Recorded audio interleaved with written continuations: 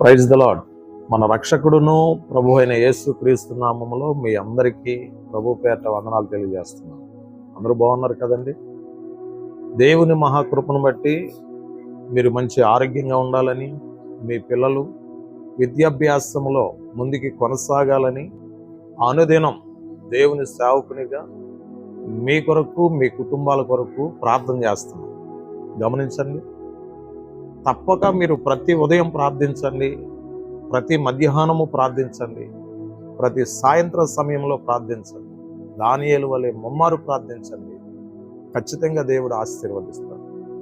ఈరోజు వాక్యంలో నుండి కొన్ని విషయాలు మనం జ్ఞాపకం చేసుకున్నాం. ఆదికాండము నుండి 21వ అధ్యాయము 1వ వచనం. యెహోవా తాను చెప్పిన ప్రకారము షారాను దర్శించెను. యెహోవా తానిచ్చిన మాట చెప్పున షారాను గురించి చేశాడు. దేవుడు తన పరిశుద్ధ వాక్యమును దీవించునుగాక. దేవుని వాక్యం చెప్తుంది కదా, దేవుడు మాట ఇస్తే తప్పే దేవుడు కాదండి, వాగ్దానం ఇస్తే తప్పే దేవుడు కాదు. భూమి ఆకాశములు గతించిన ఆయన యొక్క మాట మాత్రము తప్పిపోలేదు. పర్వతాలు తొలగిన, మెట్టలు తత్తరిల్లిన దేవుని మాట ఖచ్చితంగా నిలిచి ఉంటుంది. దేవుని వాక్యం చెప్తుంది కదా, దేవుడు మాట ఇచ్చిన ప్రకారము, వాగ్దానం ఇచ్చిన ప్రకారము షారాను దర్శించెను అని దేవుని వాక్యం చెప్తుంది. షారా అప్పటికి గొడ్రాలు, పిల్లలు లేనటువంటి స్థితిలో ఉంది. దేవుని బిడ్డలారా గమనించండి, చాలా మంది స్త్రీలను గురించి మనం ఆలోచన చేస్తాం. చాలా మంది నా దగ్గరికి వచ్చి చెప్తా ఉంటారు, గర్భఫలము లేనటువంటి స్త్రీలు, పిల్లలు లేనటువంటి స్త్రీలు, అయ్యా దేవుడు నాకు వాగ్దానం ఇచ్చాడు, దేవుడు నాతో మాట్లాడాడు, దేవుడు నన్ను దర్శిస్తానని చెప్పాడు, పిల్లల్ని ఇస్తానని చెప్పాడు, మొదటిగా కుమారుని ఇస్తానని దేవుడు నాతో చెప్పాడు. అయితే దేవుడు చెప్పిన దాని ప్రకారం నేను వేచి చూస్తా ఉన్నాను. ఈలోగా మా ఇంటి ఎదురున్నటువంటి మనుషులు, మా ఇంటి వెనక ఉన్నటువంటి మనుషులు, ఇరుగు పొరుగు వారు, అనేక మంది స్నేహితులు పిల్లలు లేనిదానా, గొడ్రాలా అని చెప్పి బాధిస్తున్నారు, హింసిస్తున్నారు, గేలు చేస్తున్నారు, అవమానపరుస్తున్నారు, నీచమైన దానిగా నన్ను చూస్తున్నారండి అని చెప్పి నాతో చెప్పి ప్రార్థన చేయమని చెప్పి కోరేవారు చాలామంది ఉన్నారు. దేవుని బిడ్డలారా గమనించండి, ఈరోజు స్త్రీలారా గర్భఫలము లేక బాధపడుతున్నావేమో, దయచేసి నువ్వు బాధపడకు, ధైర్యంగా ఉండు. నీ కొరకు నేను ప్రార్థన చేస్తాను.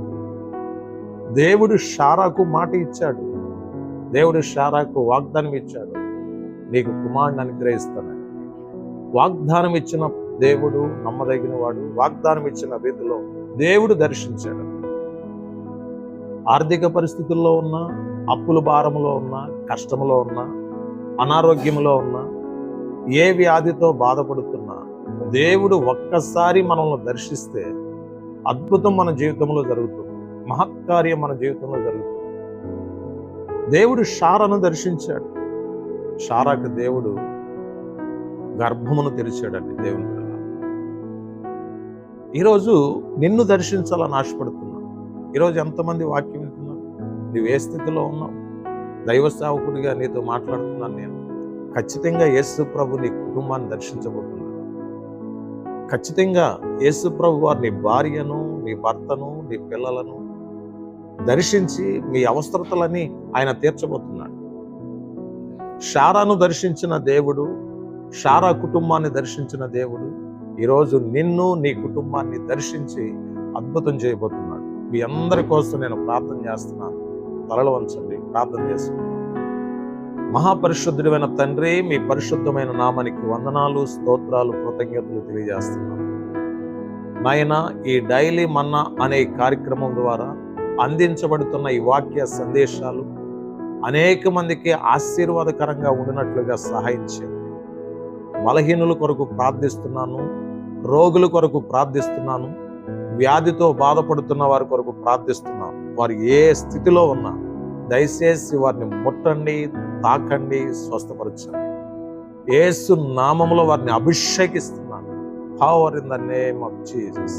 పూర్తిగా విడుదల ప్రకటిస్తున్నాను ప్రభు.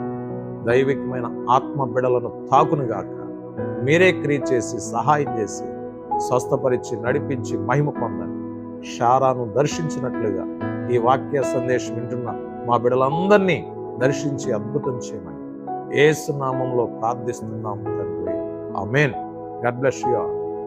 Praise the lord.